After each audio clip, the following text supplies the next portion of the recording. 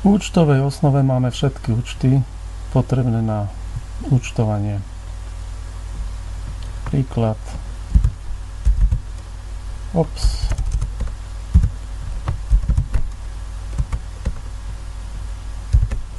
Náklady na predaný tovar. 504 je účet aktívny, do salda ho nechceme a patrí do výkazu výsledovka na druhý riadok s kladným znamienkom. Uložíme. Zadáme si aj účet pre DPH 343.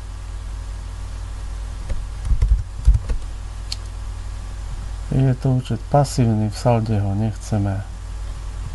Patrí na výkaz súvahy, riadok 115.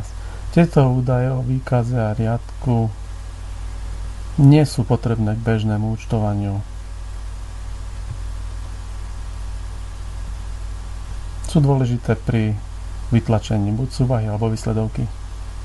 Máme tu ešte jeden výkaz cash flow, k tomu sa vrátim v ponuke pre cash flow. Ukážeme si zadanie aj analytiky. Príklad 321. Nech je s analytikou 01. Za úväzky tuzemsko